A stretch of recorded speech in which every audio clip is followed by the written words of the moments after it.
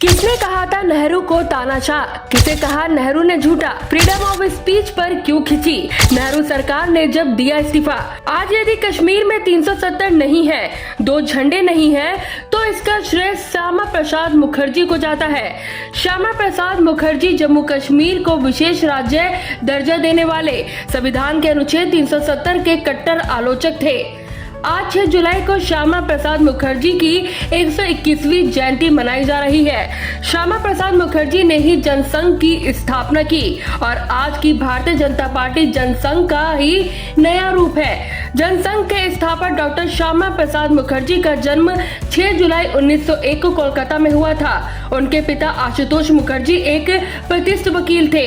उन्होंने 2029 में राजनीति में कदम रखा और बंगाल विधान परिषद के सदस्य बने।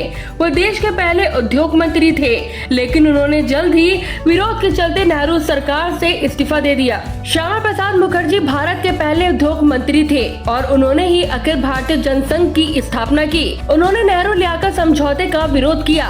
दोनों देशों के बीच यह समझौता हुआ था। श्यामा प्रसाद मुखर्जी इस समझौते के विरोध में थे। उन्होंने इस्तीफा दे दिया और दिन भी वह चुना जब पाकिस्तान के प्रधानमंत्री को भारत आना था। मुखर्जी के इस्तीफे के बाद कांग्रेस के भीतर भी नाराजगी उभरकर सामने आ गई। नेहरू की सरकार छोड़ने के बाद श्यामा प्रसाद मुखर्जी ने जुलाई 1950 में दिल्ली में एक बैठक में भाग लिया। पुरानी दिल्ली रेलवे स्टेशन पर उनका स्वागत किया जाता है। हिंदू राष्ट्रवादी युवकों ने उनका स्वागत किया और नारे लग रहे थे, नेहरू लियाकत समझौता मुर्दाबाद। श्यामा प्रसाद मुखर्जी संविधान के अनुच्छेद 370 के कट्टर आलोचक थे। डॉक्टर श्यामा प्रसाद मुखर्जी को जम्मू में प्रवेश करते वक्त गिरफ्तार कर लिया गया था और इस घटना के बाद पूरे देश में विरोध प्रदर्शन हुआ। डॉक्टर मुखर्जी की गिरफ्तारी के 40 दिन बाद 23 जून 1953 को उनकी सरकारी अस्पताल में रहस्यमय परिस्थिति में मौत हो जाती है। 30 जून 1993 को तत्कालीन प्रधानमंत्री पंडित जवाहरलाल नेहरू ने श्यामा मुखर्जी की मां जोगमाया देवी को पत्र लिखकर अपनी संवेदना व्यक्त की। 4 जुलाई को उनकी मां जोगमाया देवी ने पत्र का जवाब दिया। उन्होंने उस पत्र में लिखा कि मेरा बेटा बिना किसी मुकदमे के हिरासत में मर गया।